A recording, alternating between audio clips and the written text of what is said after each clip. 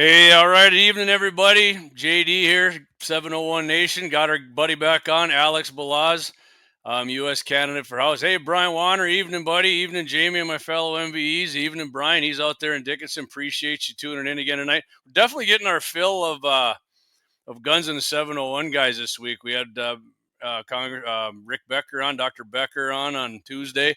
Last night, the boys are on Guns in the 701. Tonight, you got me and Alex on 701 Nation, and tomorrow morning, Clay and Deke are going to be on Mitchell in the morning. And like we got off the hook on Saturday, Alex. We were supposed to do a live at one of our sponsors, but he ain't. He's going to be open. Mountain Down Sporting Goods' new location, but he wasn't quite ready for the big opening. So, like I said, we got Alex Balazs back on here. Alex, you're in town, you said, right? What are you doing in Bismarck tonight? Yeah, we came down today for the Young Republicans Gala. Talk with the guys down here. They got a really good platform. They're really working hard, really engaged, a great bunch of folks. And it really shows, the youth being engaged and paying attention to what's going on. I think can really change things in this country, Awesome. Yep, no doubt. Oh, they're going to be leading it someday, right? And you and I will be turned back to dust, and they're going to. So yeah, I'd like it when a person like you's down there with them.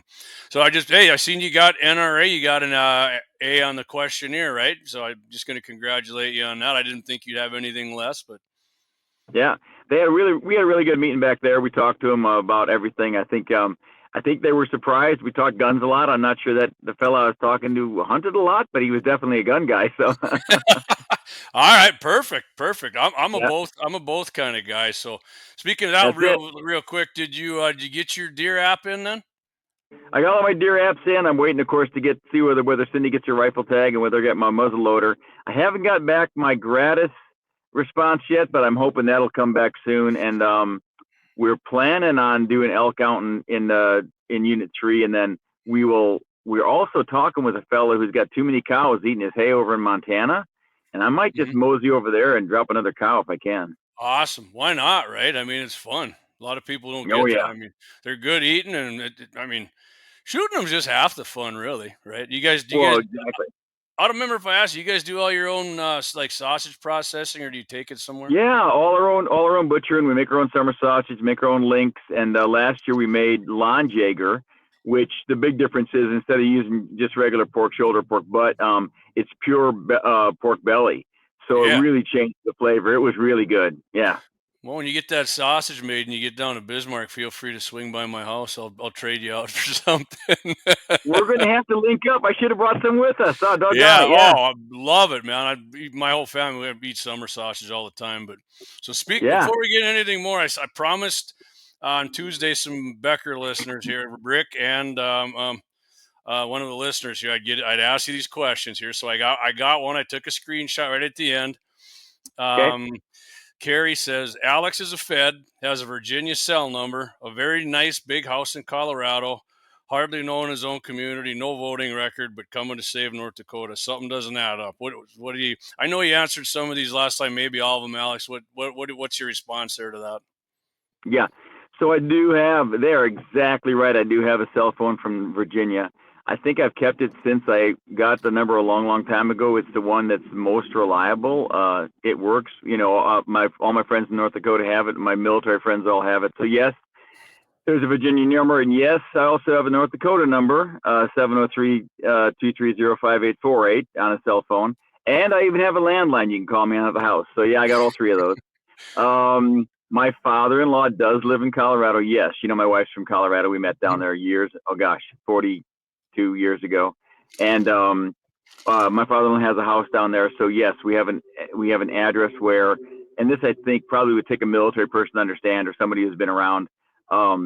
We are traveled a lot anyway. When we were overseas deployed, we had our mail sent to my father-in-law's house because, for example, North Dakota tax bills have to be paid on time. And if they sit in your mailbox in North Dakota, you're going to be in trouble. So yeah, we do have an address there. I wouldn't say it's a big, rich house, but I'll tell my father-in-law that you think it is. That's great. Yeah. And, yeah, that's cool. But thanks for the compliment. And as for, I don't think that I'm here to save North Dakota. I think North Dakotans can do that themselves. I think that the federal seat, though, has a lot that demands it. In other words, we talk about the big three things they want done. They want the border secured. We want to pull government back and pull regulations back and balance this budget and get us out of other foreign wars and do the right kind of diplomacy. And then make sure that we're not overspending and saving and getting this debt down.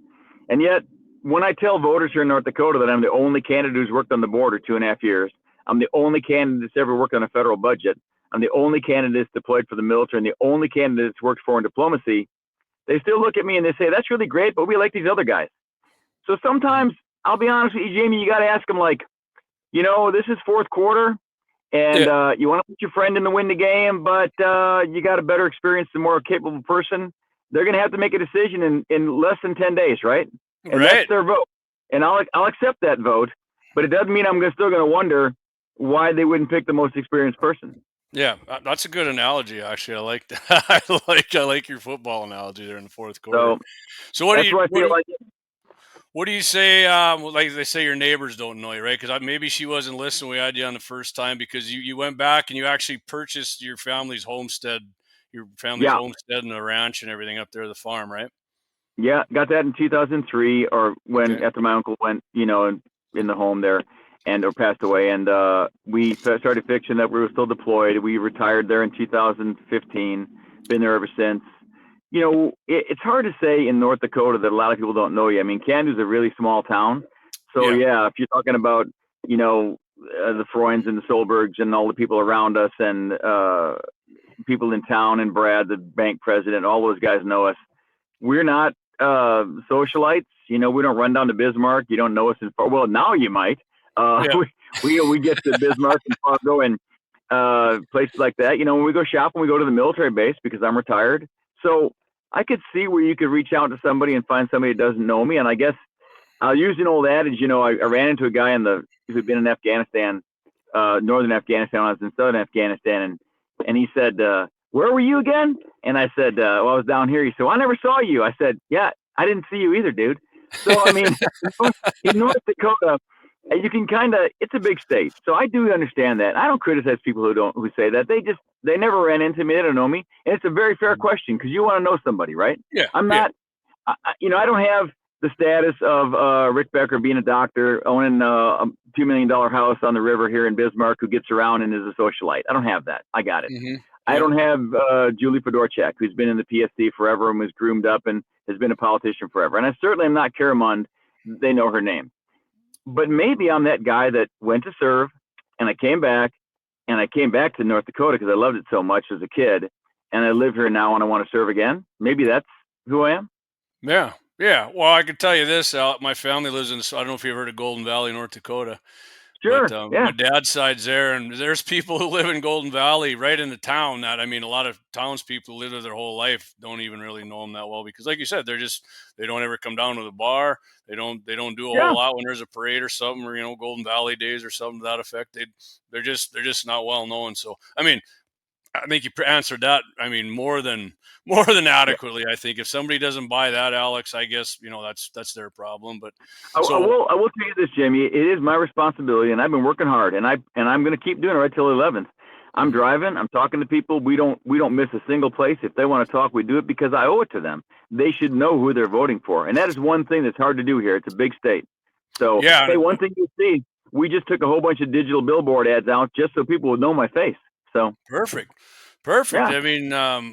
You're a young looking guy for your age. I think actually, if you're in good shape, I did actually meet you at what was that up here in Bismarck? That Rick was there and a whole bunch of people were there actually. Yeah, we had the we had the petroleum conference and then we had the I was up north Bismarck here. They had the guest speakers there and you were one of them, and Rick spoke, and a bunch of other people, and actually a teacher from my kid's school spoke there. I didn't even know he was speaking there. So. Anyway, I met you there, and you were there with the wife. I met your wife, and so my better half. Married up. Right. Your wife's a super nice person. From the small time that I met her, super nice and personable. Just like you. You're a very easy person to talk to. But Thanks, so sir. Rick wanted me to ask you a question with the like we were just talking about the elections coming up soon. He had mentioned the polling numbers, and he said basically, he wasn't being a d-bag about it. He just said, he doesn't really have a chance because how far he's down, and I've agreed with him here. You're probably taking votes away from him in a close race between him and Julie Fedorchuk.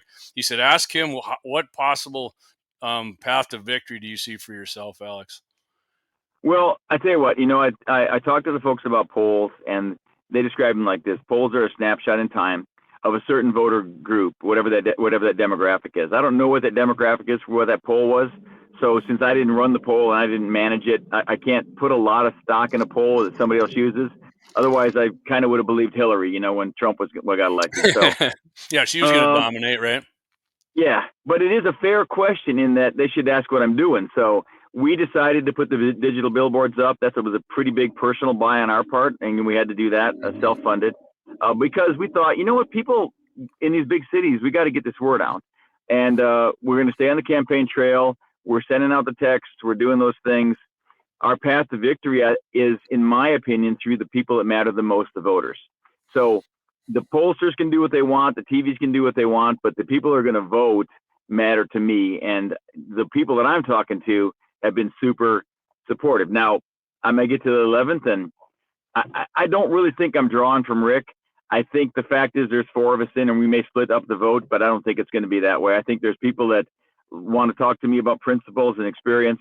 I'm hoping to pull Julie voters too, because there's a big lack of experience there, but that's just me, Yeah, well, I said I have friends on both sides, big Becker backers, and the other side, big Julie supporters, and both sides told me that you're pulling votes from both of them, and I said, "Oh, that's funny," because the other side told me that too. So, yeah, yeah. So I know I'd caught you on the radio there that time. You were. Tell me again what you did in the military there, because you kind of sound. I was like, man, we might have to do Alex for like one of our badass segments here by the sounds of it. Well, I was very fortunate. I served. I entered the Air Force, taught survival for 4 years for the Air Force, or SEER, Survival, Evasion, Resistance, and Escape. Then transferred over to the Navy. Spent. So what is that a little bit? Just if you can real quick, survival. What do you do there with that Yeah. survival? So you train for 6 months to become a survival specialist. So they send you all over the place to learn how to live off the land, and then you qualify as an instructor. And your very first job is they give you 16 to 18 air crewmen or special operators, where they can be special forces or Navy, anybody, and you are dropped off in the mountains and you teach them for 15 days. And you walk with them alone. So it was the best job, if you can imagine. I'm 18 years old. I got a backpack and an axe, and I get to walk around the mountains training people in survival. So there's really no better job than that, Yeah, and then it's keeping you in shape, right? You had that 6-pack rocking. Yep. and then, so we're out there doing that, and then after a couple of years of doing that, you get assessed as to whether they want to let you teach evasion and escape and resistance. And if you're of the right mindset, and you got to go to school for it some more, then you start working with them on how to survive captivity, how to escape if they need to, how to evade. I did that for a few years, and then went over to the Navy. I cross-service transferred, got some training. I'd gotten married, and then they said, hey, after the training, they said, we need you at the SEER school. So I got resent back to the Navy SEER school. They had 2 SEER schools at the time, and did the same. And a little bit different in that the Navy has some different techniques. They train, different people that are going to be going into these situations, and a little rougher, to be honest. I mean, they have some physical techniques because they're worried about what's going to happen to people. So, for example, they don't want the first time that you get rough handled to be by the enemy. They want you to get that off. Because, believe it or not, some people get to be 22, 25. They've never been in a fight. Yeah. Bunch more. Most of them now are like that, to be honest with you, Alex. I think you know that, right? So, getting grabbed up by the collar or something, just the kind of thing that's going to happen. So those kind of things, just to get people understanding that, hey, don't let that be the thing that breaks you. Make sure that you're tough enough to make it through. And we worked a while there, and after 10 years of active duty, my next deployment was going to be a rotation to sea with the Navy, and I would have had to go. And for the Navy guys out there, you understand, my rotation was going to be 8 out of the next 10 years at sea, because I had not been to sea yet, and that's just the way it is in the Navy. So I've talked to my wife and daughter, and we just said that's it. So we got discharged, went to Colorado, where her dad was. Oh yeah, that's right. Remember, her dad had a house in Colorado. Yeah. Yeah, And big one, big one. yeah, there you go. Yeah, that multi-million-dollar mansion. And we started cutting timber with a buddy. So we were logging, and then I met a guy who said, "Well, why aren't you with the National Guard group here? You can go jump," because I was a jumper. And so I joined the National Guard there. And now, of course, I got a train coming by right now, so hopefully it's not too That's noisy. fine. I hear a But little bit. It just sounds like somebody with yeah, loud pipes. 1 second. Here we go. There we go. So went back there. We spent about a year with them. But during that time, Cindy and I were applying for the federal service because she spoke so many languages. And I said, I want to do it. It sounds exciting. You can go overseas. And I got picked up in late '89. She got picked up later. I thought she'd get picked up first. Went back to Washington, and we started our career with Foreign Service. But no longer than a month. Of course, I discharged again from the Guard. This guy was in the reserves, and he said, "Hey, you got to come over and be in the reserves, man." I said, "Well, I can't do that. It's impossible because I'm working like 60 hours a week." And he said, "Oh, no, you can do it." And then that started an 11-year reserve career with the Army. So it was really good. Wow.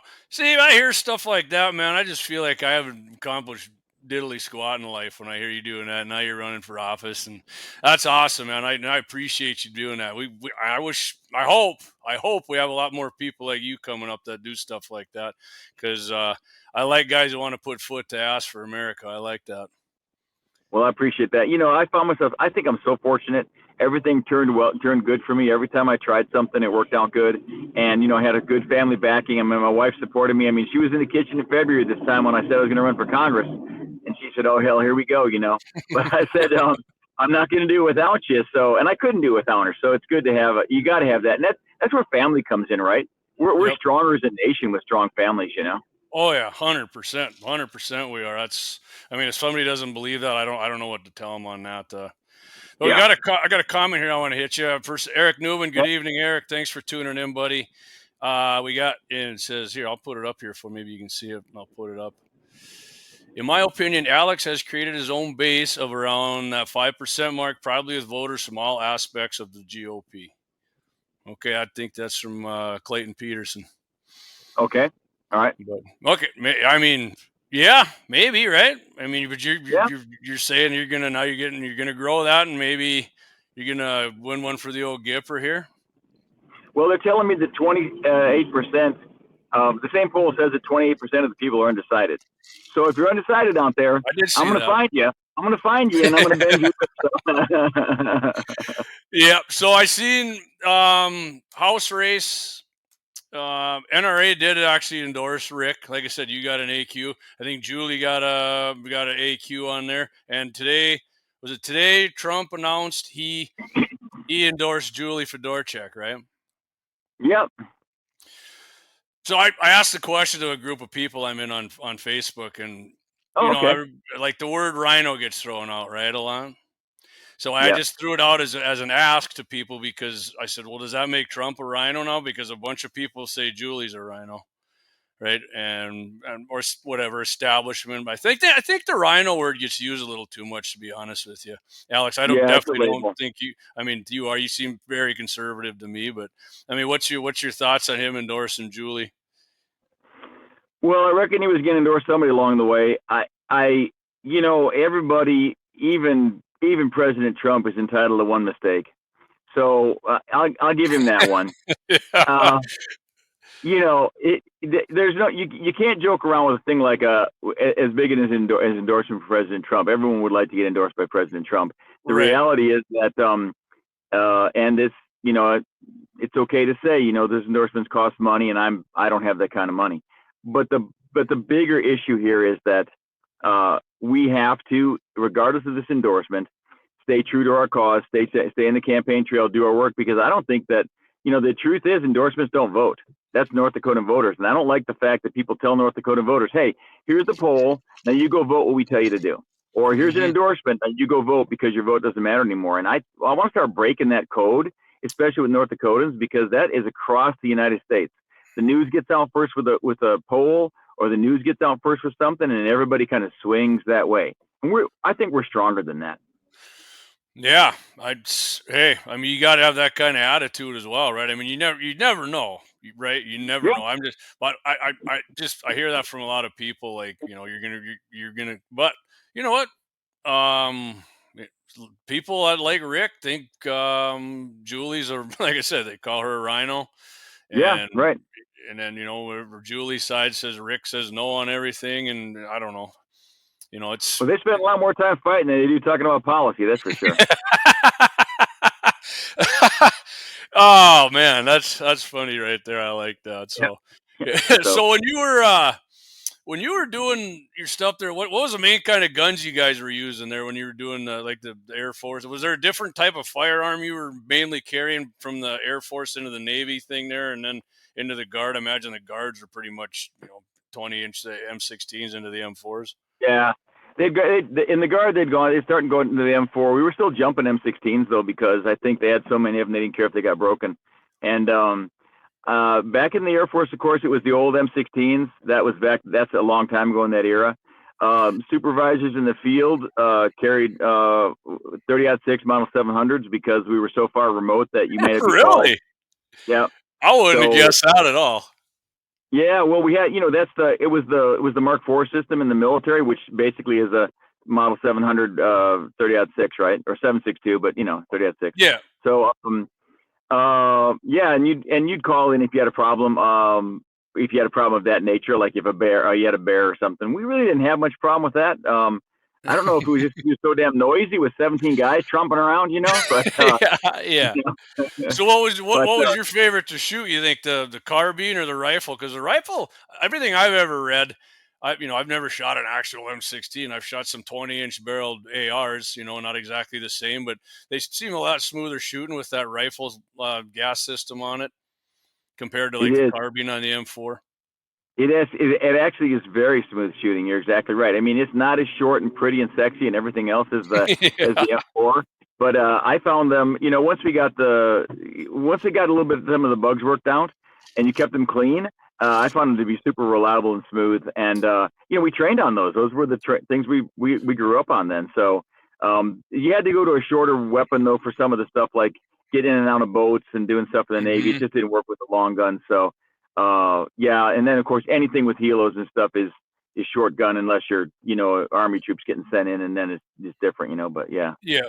So anybody just tuning in, Alex Balazs here, North Dakota GOP endorsed candidate for the U.S. House. I got Alex for about 7 more minutes, so if you guys got any questions you want to hit him up with, we're going through a lot of them here, Alex. Right? But absolutely. How often? I'm just curious. How often did they tell you to clean like your service rifle there or carbine there in the military? How often did they? I mean, it was incessant. We were cleaning to the point that we were wearing the guns out at some points. I'm not kidding you. So oh my God.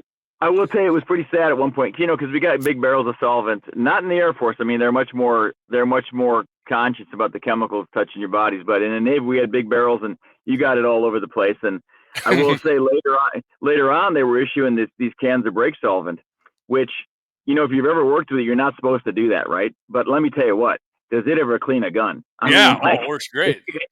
Everything comes off those guns, yeah. Yeah. I've done it when I clean, a lot of times like the older, like the coatings they got on the newer bolts and stuff, the nitride and the nickel boron, it's so much easier. I mean, I don't even clean my guns. I lube them up. And I get to maybe 300-400 rounds. I lube the bolt and throw it back in until about 600 and clean them. But but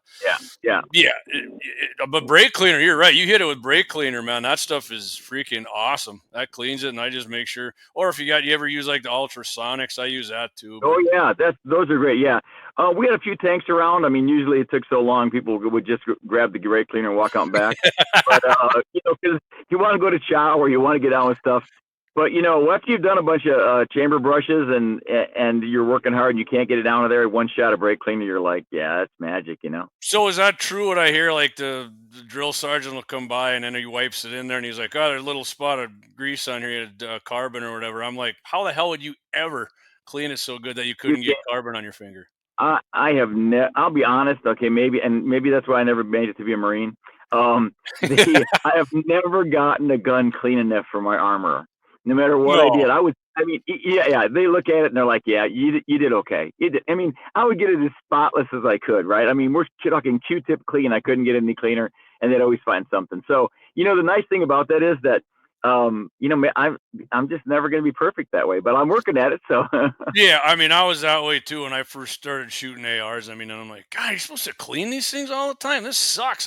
You know, yeah, super cool guns and shoot great and look badass. But man, I'm like, yeah, if I gotta clean this thing every time, and finally, like I said, I just kind of shot it until I thought the bullet. I never did have any malfunctions, but I thought, yeah. well, about probably time I should do something with it. But There you go. Well, a lot of people don't like the Glocks, but I got to tell you what, you can shoot a Glock so dirty that it's disgusting. I mean, I've shot them to the point where you're looking at it, you're saying like this thing should not shoot anymore, but it just functions. So and of course, anything in the AK family, especially Russian made, it'll shoot dirty all day long. yeah, yeah. Well, they're dirty. They're dirty communists anyway. But I mean, That's exactly right. Yeah, yeah. so And real quick, I got you about 4 minutes here, Alex. I forgot you were going to hit on the concealed weapon, concealed carry thing. Remember we talked at the beginning of the show here. Yeah, so this is going to be hard for people to hear. So when you get all angry about it, just write a note to me or whatever. But that Second Amendment says shall not be infringed. So I'll get to the solution before I talk about the problem here, and that is this: before I'd go tackling any bill or moving anything or pretending that I'm God's own answer to concealed carry, I'd look at exactly what came out of that. So I want to talk about what we live with in North Dakota today, because focus on shall not be infringed. And today in North Dakota, whether you like it or not, you still have to carry a license if you're going to carry a gun concealed. Yes, it's a driver's license or an ID, but according to your state's attorney or whatever Drew it is, you can read the opinion. Go ahead and look it up. Mm-hmm. It says that license is exactly the same, shall be considered a concealed carry license. So therefore, you didn't get away from having a license. You got to carry one. That is, if you want to That's really look true. at it, in my opinion, look, I served, that's infringed because you still have a limit. And the second piece is this: that legislation also added on a very clear statement that said that if a law enforcement officer initiates contact with you while you are carrying concealed, you must declare to that law enforcement officer that you are carrying. Mm-hmm. Okay, no. First of all, I agree with. I don't have any problem with law enforcement officers. I want to support them, and I don't have any problem knowing I'm carrying. But the reality is, you're walking into a Denny's and they're walking out, and they say good morning. They've just initiated contact. So what does the law say? The law says you have to tell them you're carrying, and as far as I'm concerned, that shall be infringed. So all I'm saying is this: if you're going to claim you solved all the problems, and you walk in and you still lay those kind of laws on me, what kind of legislation is that? And how's that going to serve you when you go to Congress? And I know I'm going to piss off a lot of people who are listening to this show, but you need to look at it hard, because before you start moving a lot of rules around and end up with the same thing, it's important to know where you're going. No, I like what you said right there. You didn't piss me off with that at all. I agree. Well, me and Clay had talked about that too, and I was like, well, I mean, if you got to tell them like what, like if you had one and we're going to use it, like you'd tell them first. You know what I mean? Yeah, right. I, Yeah, I mean, they should be ready. I mean, I would be if I would walk up. I don't care if it was a woman or an 18-year-old looking kid or an older guy. I'd be like, hey, I'm ready. If this guy's going to jerk his gun on me and go to work, I'm going to be ready for it. But yeah, right. I never And understood the tell them, like, I don't know if to make them comfortable or I don't know. I don't understand it. and I want to support law enforcement. So if it helps them do their job, I For get it. sure. I get it. And for all law enforcement out there, if you're working and you feel like you need to know that in order to do your job, I don't know if that's the case, but my point is I support that. But all I want people to do is read it and realize that we didn't walk away clean with a shall not be infringed rule in Mm-hmm. North Dakota. So Mm-hmm. let's just be honest about it. I think the problems I've heard too that people have with it is like, it's just for in-state people. If you come in from somewhere else, you Yep. can't, it's not truly, which I mean, should be nationwide in my opinion, but Yeah. we'll Yeah. see what happens soon. We'll see what happens with the 35, with the Oh my gosh. 35 Yeah. or 34 convictions that happened today, but Yeah, and we've got tough work to do when Trump gets back in office, and I'm thinking he will get back in office to make sure we keep these gun laws off. These recent ones Biden's trying to put down on us. Come on, this is crazy. yeah, I mean, he's not letting up. I mean, they never let up, right? That's kind of the reason Clay and I started Guns in the 701s, Yeah, because they're never going to stop, and neither can we. So it's all right, Alex. You said you had 30 minutes. You got to get back to convention. I appreciate you coming on. You ever want to come on getting again? good. And You let me know. Win or lose, you're more than welcome to come back on anytime.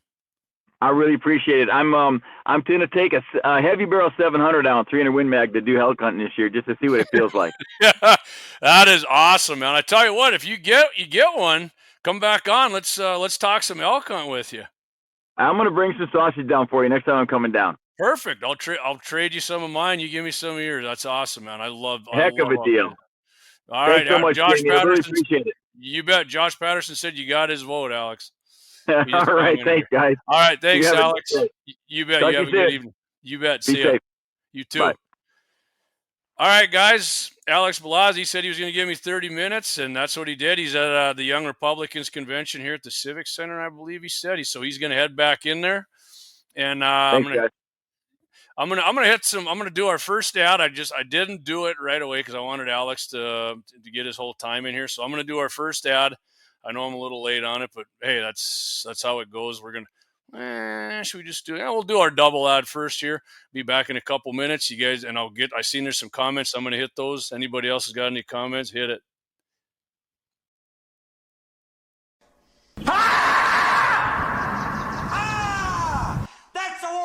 Now let me see your war face. Ah! You don't scare me.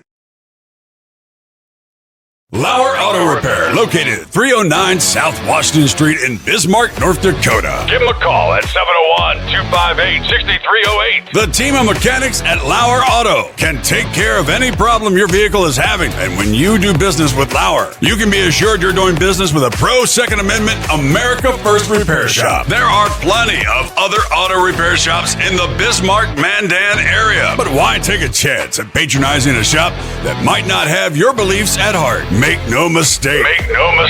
Lauer Auto is your pro Second Amendment repair shop. When you talk to the guys at Lauer Auto, don't forget to tell them that you heard they are a sponsor of Guns and the 701 and that you appreciate their support of our pro Second Amendment, pro North Dakota live stream and podcast. That's Lauer Auto Repair, 701-258-6308. 701-258-6308. Located 309 South Washington Street in Bismarck, North Dakota.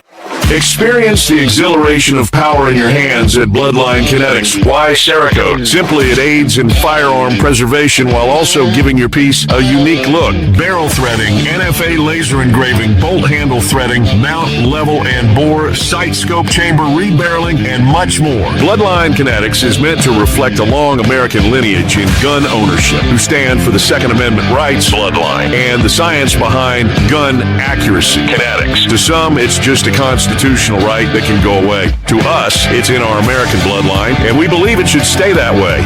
Here at Bloodline Kinetics, we understand that hunters, sportsmen, women, and gun owners should have a quality firearm. Stop and see us at 2008 Morrison Avenue 2 in Bismarck, North Dakota, 58504, Monday through Friday, 8 a.m. to 5 p.m. Call 701-390-7997. Visit our website, bloodlinekinetics.com. You bet. Back here, G&T701Nation. Thanks again for Alex coming on there. It'd have been nice to have him for the whole show, but like I said, he's talking to the Young Republicans down there at their meeting or convention, what they got at the Civic Center or whatever it is, whatever. I don't know if you call it in Bismarck, the event center. I call it the Civic Center yet because that's what it was when I was a kid. But yeah, and by all means, support our sponsors. And if you do, please tell them you heard it on Guns in the 701 or 701 Nation. That's the only way they know that their message is getting out. But I'm going to hit some comments here. Going back, we were talking about Trump endorsing Julie Fedorchak. Lynette K said, I bet his advisors picked her. He doesn't even know every person running in every state. It's our job to pick the best candidate for our state. Yeah, I mean, I don't doubt that. That could very well be true, Lynette. I mean, I think you're probably right, actually. And Guns in the 701 says, spot on, Lynette. Josh Patterson, I mentioned his comment. He said, what's up? I'm late to the show, but I'm here. Appreciate that, Josh. I really do appreciate you guys getting in here, whether you're late, right on time. It doesn't matter to me. And let's see. Guns in the 701 says, we need to finish it and fix it. I believe talking about the concealed or the permitless carry, but it would not have passed. So those along with the being a North Dakota resident where the concessions are. Yeah, that's true. I think we talked about that. And yeah, I mean, you put it out there and you want the whole kit and caboodle, but that just isn't how it works most of the time. Yep, made the pass. That's right. And then Josh said he has his vote. All right. right, guys. So we're gonna go on here a little bit. If you honestly got anything you want to ask me about Alex in the comments, I mean, I asked him the 2 comments that I promised Rick and one of the viewers there the other night, and Alex answered it right away. So I'm gonna go on just real quick. I got a few quick things here because, like I said, probably gonna go a little longer than an hour tonight, but whatever. We're talking governor, right? I'm wearing the hat. Kelly Armstrong, endorsed by the NRA, and in fact today endorsed by Trump. But his opposition, the Democrat opposition, is going to be, I'm fairly certain it's going to be Peep Corn out of Fargo. I guess his name again, Peep, because I want to say Dave Peep Corn is Merrill Peep Corn. Yeah, Dave Peep Corn is I think he's a Republican down there, but Merrill Peep Corn and Pat Hart. So let's talk a little bit about their Second Amendment. You know, everybody's got, not everybody, you're going to find that out. They should have what their stance is on their website, right? At least on their website. You know, you click on priorities or issues or whatever it is. Well, you can go on there. I think it's merrillfornd.com. Not a thing on there about Second Amendment civil rights, guns, nothing. Looked on the NRA grades. They didn't even bother to fill it out. Not at all. And the other night, like I said, too, Trig v. Tackhammer, I don't think he filled any, I know he didn't fill anything out on there either. And so I'm going to just go ahead and do what me and Clayton did the other night for Peep Corn and Hart. And here's what I know about Pat Hart. Nice guy, met him. He has a side business. It's actually growing pretty good in Bismarck. I'm not going to say what it is and help him out because he's a Democrat. But he did some work for us when him and I think his brother-in-law started out doing, it's kind of a construction thing. And I mean, he was looking for a gun. I could tell he wasn't real pro gun, which is fine. A lot of people aren't like me.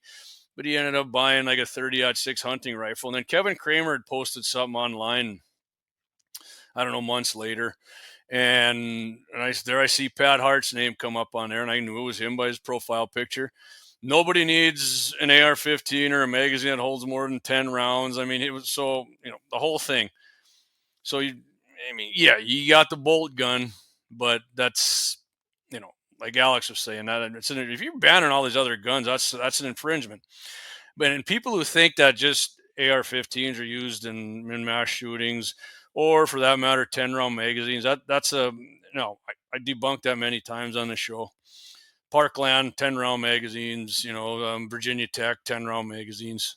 So banning those down to 10 rounds is not going to do it. And they won't stop there. They've went past that in New York and all this other crap. But Peep Corn and Hart didn't bother to fill out the NRA thing questionnaire. I'll tell you why, because they're anti-gun. You want to know what their Second Amendment views are? Go on the DNC's national platform like Joe Biden. Ban this, ban that, mandatory background checks, red flag laws, pretty much jump through all the loopholes to exercise your Second Amendment civil rights. So that's that. And of course, Kelly Armstrong, A+ from the NRA, right here. Right. I mean, the guys, we had him on. You don't get much. I don't know if you get more pro gun than he is. So, all right, I'm going to get a few comments here before I keep going. Lynette K. Tim B said the governor debate is on TV tonight, and Tammy is showing her.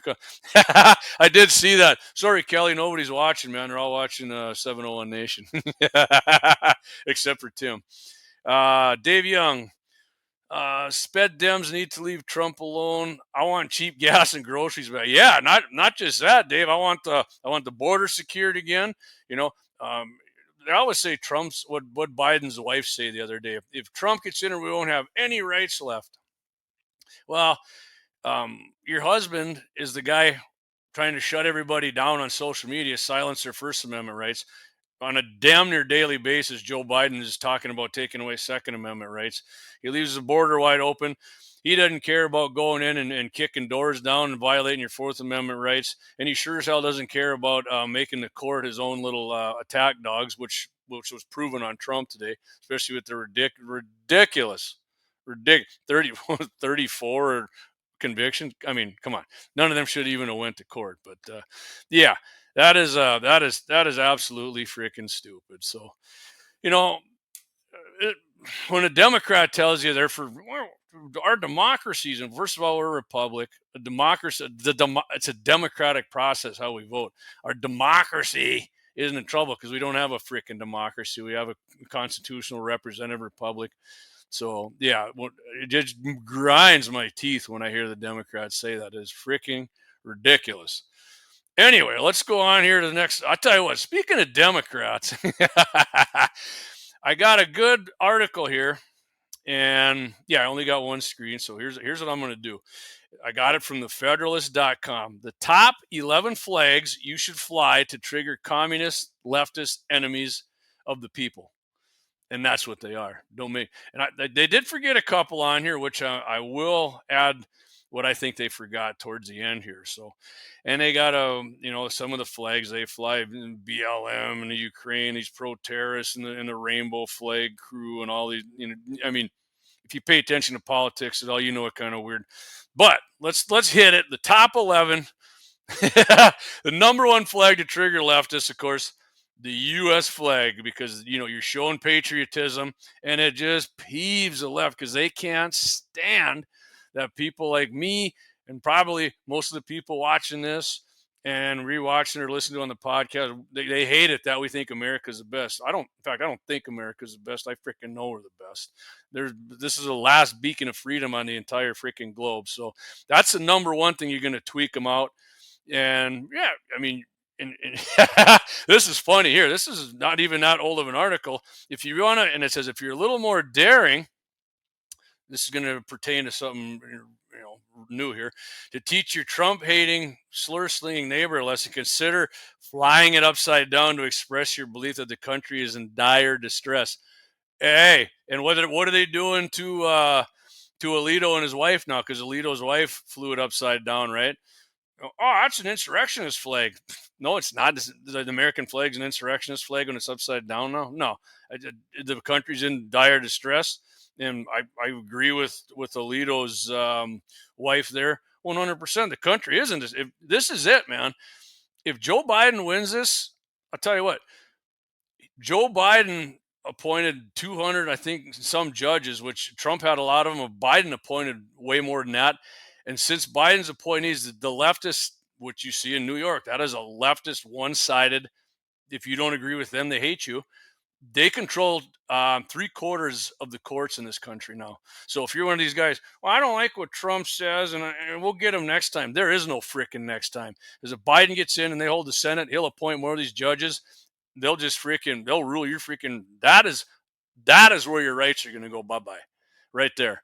The judicial appointments are the most important thing. When I think the first time I ever met my buddy Clay Peterson here, my friend Clay Peterson face to face, I was one of the first things him and I talked about. It was a coyote hunt with Scott Bachmeyer out in western North Dakota. I can't remember the fella's ranch. Had a good time, did some shooting. We didn't hit any coyotes. We missed some, but Clay and I talked about that then, and it's more important now than it ever is. The judicial appointments are freaking huge. So if you don't like what Trump tweets or what he says or when he does, suck it up, man, because your feelings aren't going to matter when you go to a court that hates you. So number 2, let's get to the number 2 flag, the Gadsden flag. And I don't have the pictures up here. I'm sorry about that. If you want to look it up, look at it. Everybody knows, not everybody, but most people know what the Gadsden flag is. Don't tread on me, the coiled snake, yellow.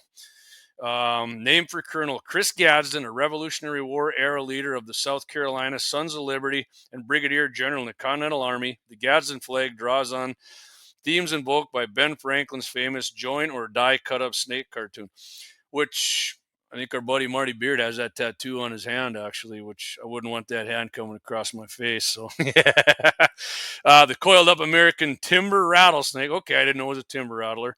On a yellow background suggested the American colonies were finally united enough to strike at the foreign power threatening their rights. Perfect. I like that. And, oh, man, the Democrats freaking hate that flag. They hate it.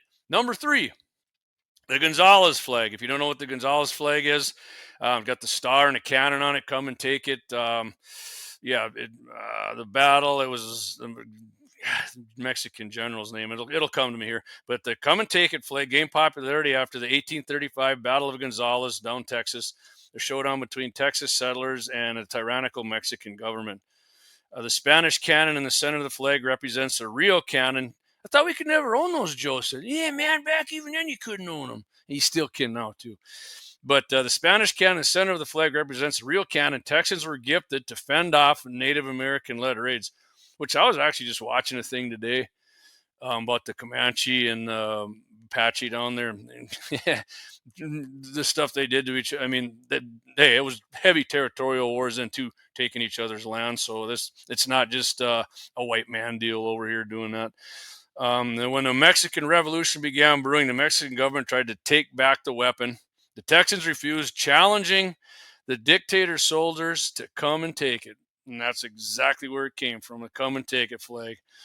So we go to number 4 here, the Bedford flag. I've never heard of this one, actually. It's red with kind of a ribbon on it. Vinci, something, I don't know, some language I don't understand. The Bedford flag is often considered the oldest battle flag carried into battle in the history of America. The flag features a red background, an armored arm wielding a sword, 3 cannonballs, Latin expression, Vinci aut more, which translate conquer or die. The flag was believed to be carried by the Bedford Minuteman Nathaniel Page at the Battle of Concord, 1775, as a symbol of American patriots willing to die for our freedoms. Perfect. Next one. Yeah, I've seen this one trigger him too. Betsy Ross flag. Looks like our flag now, but it's got the circle, the stars in there. Betsy Ross version of that flag would come to represent the newly independent United States of America, serves as a proud symbol of the American Revolution and the liberties American colonists fought to secure. Yeah, I can't remember not long ago here the leftists were going ape shit over this flag. I think it was, an insurrectionist flag or some crap like that. But, okay, right here it says, since its inception, the iconic flag has suffered several cancellation attempts and smears. In 2019, failed NFL quarterback Colin Kaepernick convinced his corporate partner Nike that their Betsy Ross flag shoes were racist. Yeah, whatever, Kaepernick, you're a freaking racist. You're a bigot too. All right, the next one, the Culpeper Minuteman flag. I didn't know what this one was, but Marty Beard has this. First time I ever saw it, the Culpeper Minuteman. Again, it's white and black. It says the Culpeper Minuteman, snake coiled up. Liberty or death, don't tread on me below that. Let's see here. Revolutionary War message that fueled the Continental Army's fight against the British Crown. And I just kind of described it there. Okay, Patrick Henry's famous quote, "Give me liberty or give me death," is one of the deals I use for that. Then a Goliad flag, kind of got a big muscular arm on it and a big sword with blood dripping on it. It's red. Captain Philip DeMitt designed the Bloody Arm flag. Okay, there you go, in 1885 to celebrate the Goliad Declaration of Independence in Mexico-controlled Texas. And they're really getting at it there with the Mexicans on Texas back then. Although only flown for a short time, the flag honored Texas as a free, sovereign, and independent state and represented a dramatic shift towards complete independence from Mexico that was solidified with the Texas Declaration of Independence in 1836. The flag now represents DeMitte's belief that I would rather cut off my right arm than live under tyranny. And I believe the man probably would have done that. This one here I never heard of either. Huntington Liberty flag. In case you just tuned in, I see we got some more people. I'm reading the 11 flags you can fly that will trigger commie leftists here. Huntington Liberty flag is just red with white. It says Liberty on the bottom. I mean, I could have put it on there, but there, right there. The version of the Huntington Liberty flag featured nods to the British Red Ensign and King George III. Once news of the Declaration of Independence spread to Huntington, New York, the King's colors and the word George III were ripped off the flag. Okay, well, maybe that's why it's on the bottom. Just words are on the bottom there. The red emblazoned with the word Liberty showed a stark contrast between the British Crown's autocratic reign of colonists' vision for the 13 colonies. Okay, next one, Christian flag. I think most people know this one. Yeah, I mean, man, the left, they do, man. A big portion of the left hates Christians. And as I said before, I'm not like a huge religious guy, but I just don't understand the angst people have towards somebody's religion. That baffles me. But, blue with the red cross. The Christian flag is often smeared by corporate media as a weapon of white nationalists, as opposed by local governments as a violation of a version of the separation of church and state. Yeah, I'm not going to get into the whole thing on that. That doesn't mean what a lot of people think it says. In reality, Sunday school teacher Charles Overton pieced together the red, white, and blue fabric and cross symbol to represent Jesus Christ's blood and sacrifice, purity, peace, and fidelity to God and his kingdom. Okay, I don't have a problem with that at all. Navy Jack flag. This is another don't tread on me.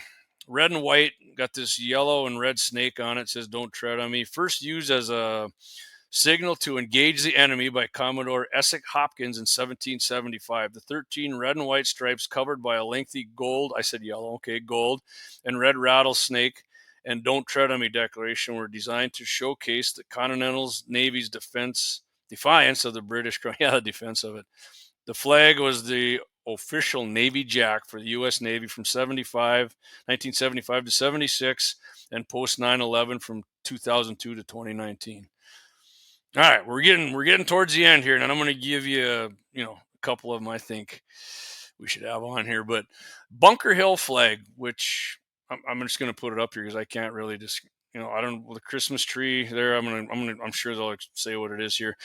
The Bunker Hill flag was allegedly flown at the Battle of Bunker Hill in 1775. While the flag has a historically debated past, its iconic pine tree and patriotic colors still represent freedom for the New England colonists of the past and Americans of today. All right, so it's kind of an Eastern United States thing. That's cool. So that was the end of it. That was number 11. Now, if you guys got any think that or miss, I can tell you one of them that probably should have been right near the top, and that would be any flag that says Trump 2024, Trump 2020, anything with Trump on it will trigger the hell out of those people.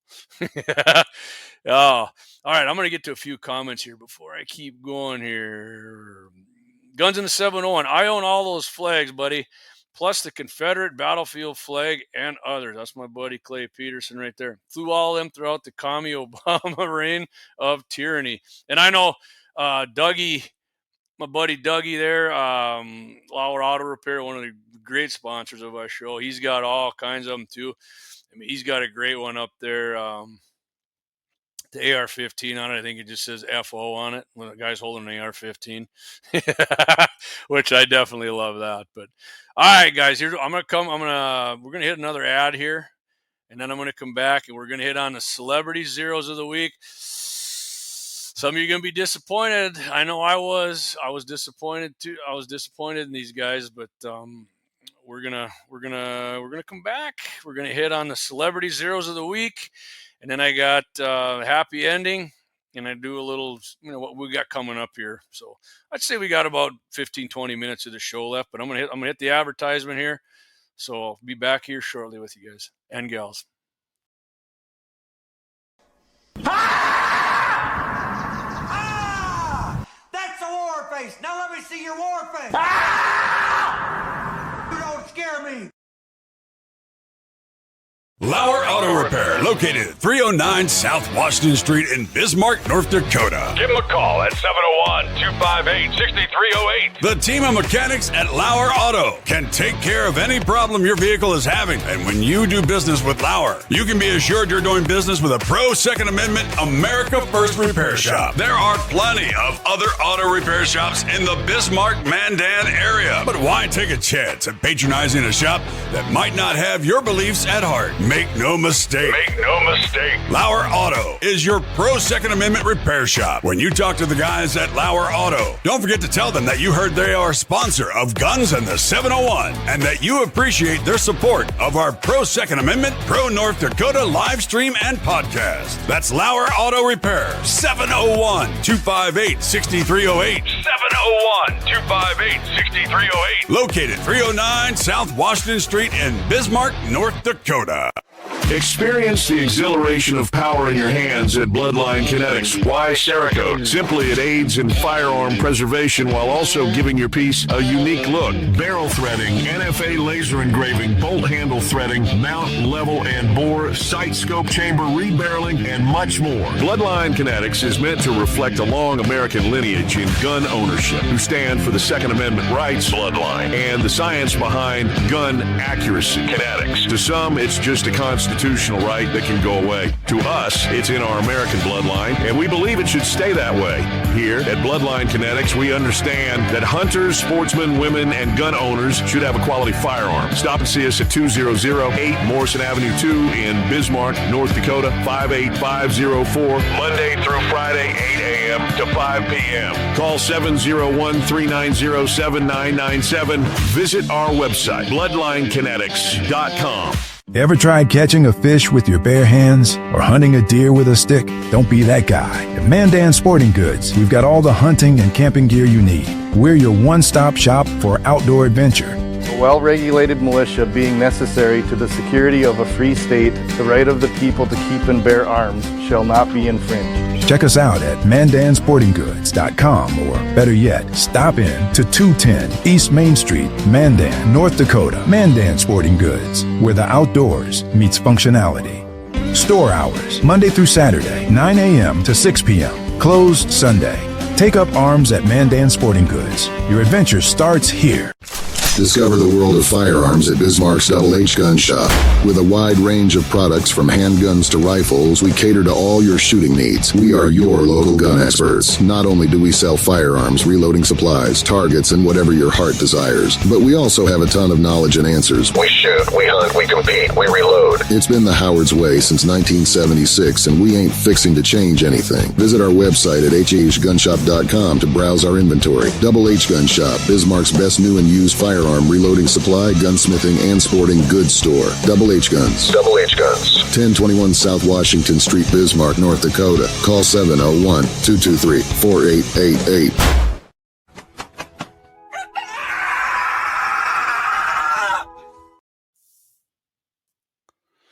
All right, we're back. We're back. Like I said, we're going to hit on celebrity zeros of the week here.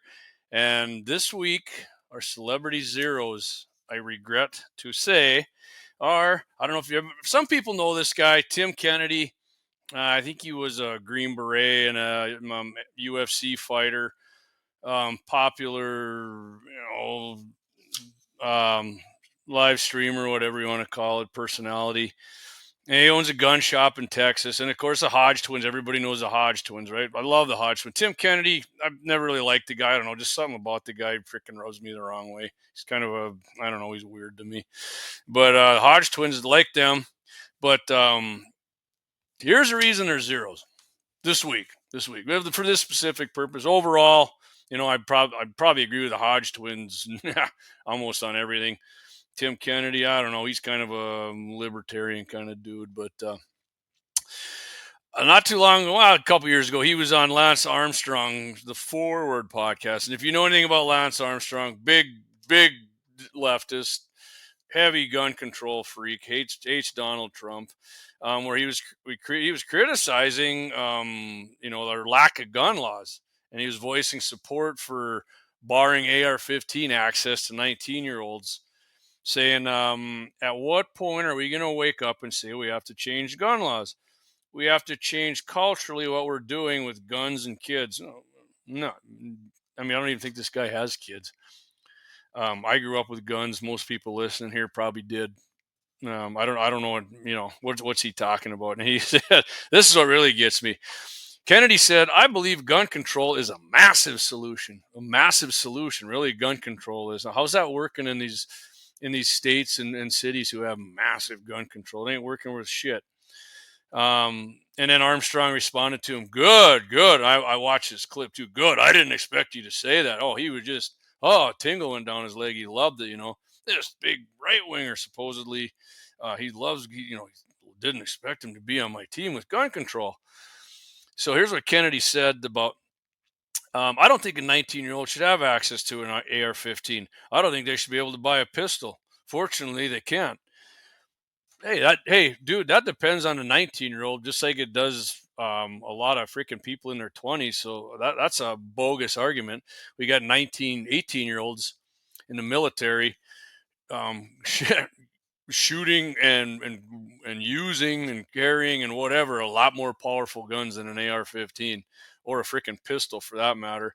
And I mean, he kind of did voice his support for allowing teachers to be armed, which all right, I'll give him some credit on that. But a couple weeks ago here, he was on the Hodge twins, and I mean, Kennedy's doubled down on this a few times. I've seen him called out on it by people, and guy doesn't back down from it. And he owns a freaking gun shop in Texas. I mean, why would you go to a guy's gun shop who likes gun control? So he was on with the Hodge twins, and they're both agreeing. Yeah, what we forget as gun owners that the first part of the Second Amendment, a well-regulated militia, and then the Hodge twins go on. Yeah, oh yeah, for sure, yeah, we do. That's the liberal belief that the well-regulated militia means like the regulated does not mean, especially when they wrote the Second Amendment, does not mean, I'll tell you what, I'm going to regulate how many balls of, musket balls you can have and powder. And if you don't like that, we'll send the British over to the Concord Bridge and have a little talk with you. Well, you saw how that ended up. But yeah, they were all about that. And there's good forms of gun laws, and they didn't get real specific about it. They were going on with the deal about, if you're a felon, there's no way you should ever own a gun again, which we've talked about that before. I think that's complete bullshit. If you go to prison, you do your time and you're a felon, you come out, you should get all your freaking rights back. If you're too dangerous to own a gun, then in my opinion, you're too goddamn dangerous to be out of prison. You should stay in there then, because more people die, and well said, more people die from fists and getting beat with a bat far more than they do with any AR-15s combined in a year. So that's a joke. And then of course they go on to say, well, they don't want the government to regulate anything then. And they're trying to like play both sides of the aisle. I don't know why, because most of the time the Hodge twins are very, very non-PC and very to the right, but they were both kind of playing up on, we don't want the government, but we think some gun laws work. And so that kind of stuff will earn you JD's celebrity 0 of the week. And I guess if you guys disagree with me on that one, by all means, put it in the chats. I'd love to hear why, because that is a zero's opinion right there. All right, I'm going to get to some comments. Brian Warner said, got my Ted Nugent, I will not comply flag. Don't imagine I like that one. Yeah, I mean, anything at Ted Nugent, Brian, you're right, will trigger the hell out of him. Doug Wolf, hey, Lance, we should do more drug testing. Yeah, Tour de Lance, but just make sure when you're doing that tour, you're getting a lot of PEDs in your blood system so you can win. And then, what worked out for him, though? The guy's a freaking millionaire, and he cheated, and he got his victory stripped, but and he lives in Texas, for Christ's sake. Eric Newman, I was born with a gun in one hand and a fishing rod in the other. That's perfect. A lot of people should be born like that, actually. Anyway, all right, we're going to go on here. I'm going to go on. This is what I'm going to do right now. Happy ending, and then I'm going to tell you guys a few things here. Stick around. I'm done with the happy ending. Don't drop off. I got a few things I want to get into. Just mention about one of our sponsors here, and we were going to do a giveaway, but I'll bring that up shortly here. So anyways, happy ending of the week here, coming from Armed Citizen, American Rifleman, great magazine. And by the way, the demise of the NRA has been greatly exaggerated. In fact, I'm going to leave that up to Clay and boys, because Clay's more into the law stuff than me, but the NRA just went to the Supreme Court, I think, and won a 9-0 or decision, or was it the state court of New York, whatever it was, a First Amendment case. So anybody bitching about the NRA, guess what? NRA's, they're kicking ass yet, and they don't got any members yet, JD. Yeah, they're still over 5 million, and it's going to grow again. Anyway, enough of my NRA pimping. So here we go. Dateline, March 9th, 2024. Here we're going to New Mexico during the early morning hours. Like I said, March 9th, a 29-year-old piece of shit broke into the home of an elderly couple. The noise of their garage, of course, being broken into. They woke up. They go down to the garage together, see what's going on. And upon seeing them, the intruder attacked. Pushed the old woman down, elderly woman, just shoves her down, couldn't care less. You know, if she's a mom or a grandma or whatever, just shoves her down because he's a piece of shit and wants to take their stuff. Her husband wouldn't have none of that. I love it. Pulls out the old pistolio, shot, and kills this guy, the assailant. And I get this, guys, this is going to be a big shocker to everybody, right? The intruder was well known to law enforcement. And as we know, New Mexico, run by a bunch of leftists. Hey, man, this guy's only had like freaking 50 arrests. Just let him off the hook. No. So, yeah, well known to law enforcement. History of breaking and entering, criminal trespass, including an instance at a freaking nursing home. This guy that's why I said he's a piece of shit. Burglary, resisting arrest, and battery of a peace officer. I mean, that's just that's including all his bigger. So thank you to the gentleman there in that house for doing America a favor, making it a happy ending, because guess what? That guy's not breaking into nursing homes anymore. He's not pushing down old ladies. He's not breaking in and stealing people's stuff that they worked for and paid for themselves in their own damn house. So thank you, sir, for doing that. All right, I got a few more comments here that I'm going to get in here. All right, okay, right here. Clay says, going to talk about that on Mitchell in the Morning tomorrow, which I'm going to segue that in. Mikey D and Clay going to be on MIM. Like Clay's got their Mitchell in the Morning, 8:40 a.m. Central. I don't know what that is Mountain Time, Clay. 7:40 Mountain, KFYR 5:50 a.m., 99.7 FM, or get it on iHeartRadio. Any of those. I actually like it, guys. If you listen to it and you can do it on iHeart, I like that because that's the only way Todd and KFYR can get a read on how many people are listening, and then we, boys do get damn good list. Todd told me we get damn good listenership on there just from listening right on iHeart in the Bismarck area. So if you can do it on iHeart, do that. It helps us out. And like I said, tomorrow morning, 8:40 a.m. Central, I'll be listening myself on iHeart. So that's awesome. Lynette K says, great show, Jamie. What's the chances you can get Julie Fedorchuk on the talk Second Amendment? Lynette, I've asked her campaign advisor more than once. I said, welcome anytime. Just, come on for 30 minutes, 20 minutes, whatever you want to do. And that invitation is still out. Maybe she's ahead and, she's got her NRA answer questionnaire. She got an AQ on that, which I'll commend her for that. That's great. Hopefully, if she is elected, she sticks to that. But yeah, I'd love to talk to her either way. And it's always nice to get a personal response from somebody. I like to see their face and see their reaction to talking about stuff, how genuine they look to me.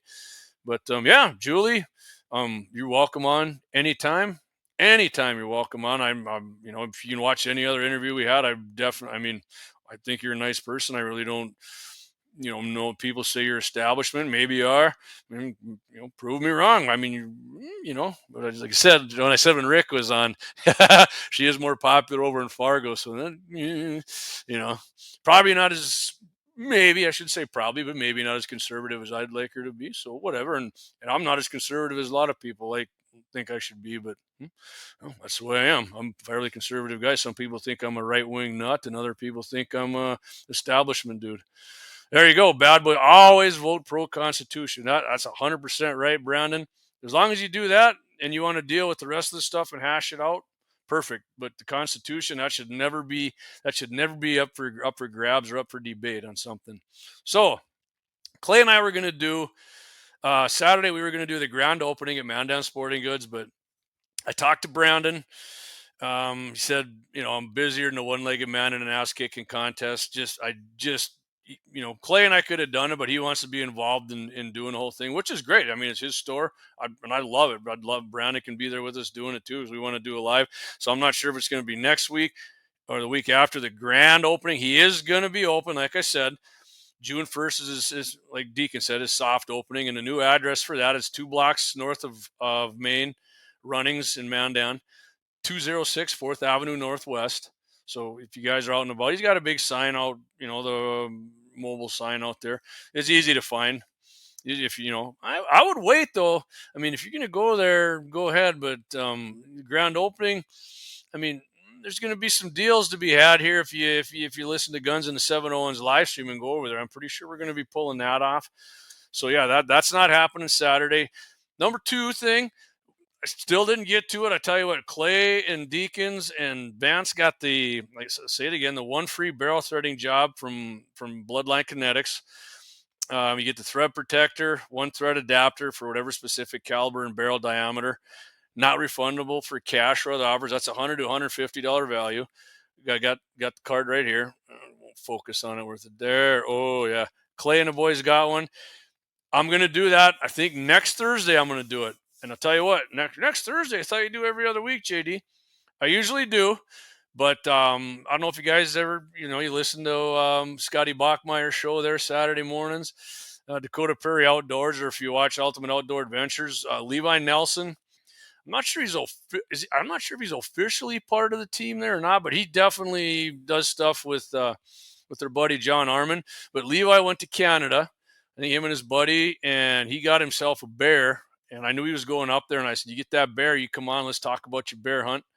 And he did. He contacted me yesterday, or I contacted. I think I've sent him a link to the show or something. He got back to me, but he's going to come on next Thursday, Operation Overlord Day.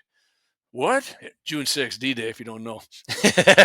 He's going to come on, and we're going to talk about his bear hunt, and I'm quite sure there's going to be some deer hunting and some firearm talk. And Levi's a big bow hunter. So I think he got his deer up there, or his deer. I think he got his bear with the bow. I'm not exactly sure, but he's a big old bear himself. Good young guy, works his ass off, farms, ranches, works at the power plant, a coal miner. Great North Dakota kind of guy. But we're going to have him on there talking about that. And, looking forward to that because I don't know diddly shit about bear hunting.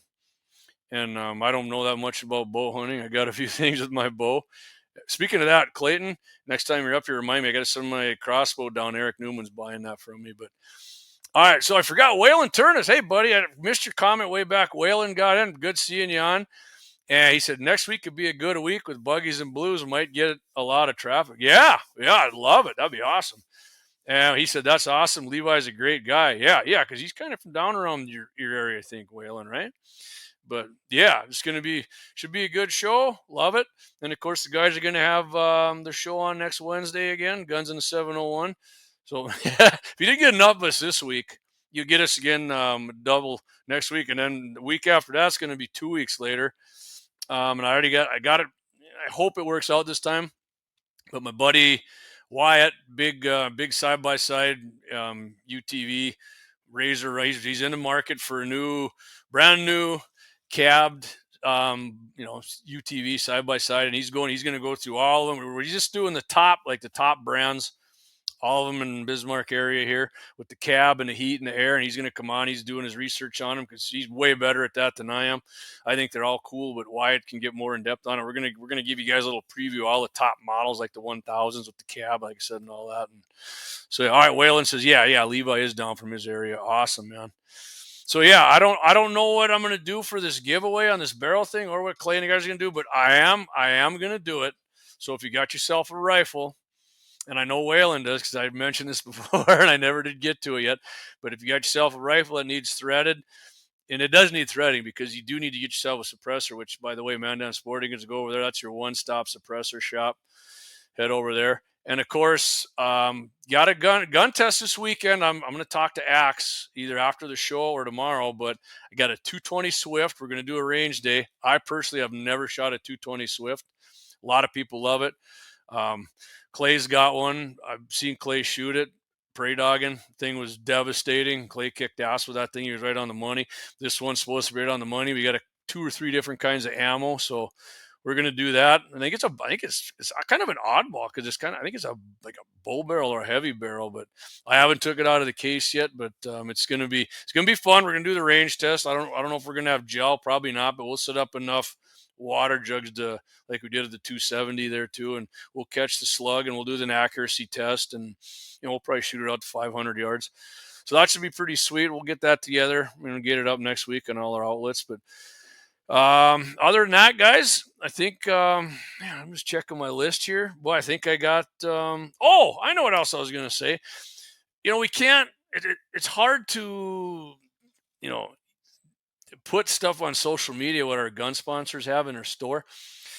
So when Clay and I do the live, we're just going to do it on Rumble, X, and her website. And I don't know about Twitch, because if you do it on Facebook or YouTube, they'll snipe you. But go on. You can go on HH Guns website, and I think you can subscribe to their email, because every week they get new guns and new. I'm saying new, like they get new ones too. But Daryl goes to auctions, and if you're interested in older guns or unique guns, he has those. But you can get on their email list, and I think he sends that out every week. You guys can check that out if you're interested in that. So, okay, here we go. Josh Patterson said, my neighbor has a 220 Swift. He loves it for P-Dogs. Yeah, 220 Swift is, man, everybody I know who has one or talks about them, they love them. Bad Boys Outdoors says, all my 2A items have re-identified to fairy dusters, so I no longer own firearms. Would you give her one of these deals? Sprinkle that duster on it. Anyway, all right, guys. Hour and 16 minutes. I'm going to end the stream. Appreciate everybody tuning in tonight. Had a great guest lineup. Alex Balazs was on for that first 30 minutes there, and then I went through some stuff. You got any other questions? We got an email, or you can, send it to me and Clay or Deacons or whoever on Facebook or whatever you want. Thanks, Josh. Appreciate that. Great show, JD. Appreciate you taking the time to listen again, along with everybody else. It's awesome. Love doing this. Doesn't look like the end's in sight. We're always looking for new sponsors too. Hey, thanks. Great Bad Boys Outdoors. Great show, buddy. Appreciate that. Thank you. There you go. Brian Warner. Daryl's website is awesome. Always up to date list. Right on, Brian. Right on. I get it every week and look at it. I'm trying to figure out a way where I can promote that a little better for them, but without getting us booted. So anyway, we're going to work on that, guys.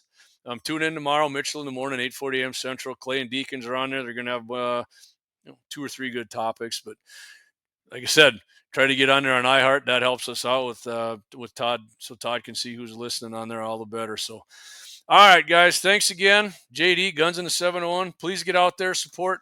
You know what? God damn it. I'm not going to do it. We're late in the show. I forgot to play the last ad. Dougie, you can crack me over the head for not doing it. But Lauer Auto Repair, Bismarck, 309 South Washington. Anything wrong with your automobile, take it down there. Oil change, whatever you want. Doug and the boys will take care of you. Bloodline Kinetics, he can build you a custom-made rifle. Check out their website. They're on Facebook as well. Barrel threading, like I said, we're going to do that. And he's got a laser there. You can laser whatever you want on your knife, on your mugs. You got a gun you already own. You want something put on there, do that. And rechambers barrels. He does all that kind of stuff. And like I said, Mandan Sporting Goods, Brandon, got all the guns, ammo, suppressors you want. Daryl here at Double H Guns in Bismarck. He's got guns, ammo, reloading stuff as well. And Daryl likes a lot of that older gun stuff. And if you're looking for something, get in there and talk to him, because Daryl's like a bloodhound sniffing that stuff out. So, all right, guys. I'm going to end. It's all good, Lynette says. She's got the eyes there. All right, Lynette, thank you. And again, thanks, everybody, tuning in. I really appreciate you. Please spread the word. 701 Nation, Guns in the 701. Tomorrow at some point, the podcast will be up. I'll post it on Facebook, and I can put it on my 701 Nation X page, but for whatever reason, it won't let me. I'm going to end up deleting that so Clay can try and get me on Guns in the 701 on X. But yeah, check it out. Send that podcast out to everybody. Let everybody know we're working on some advertising stuff. I know I've mentioned that before, but it's a slow go and everybody's busy. I mean, if this is all we did, it would be easy to do, but we're working on it, guys. Hang in there. Appreciate you.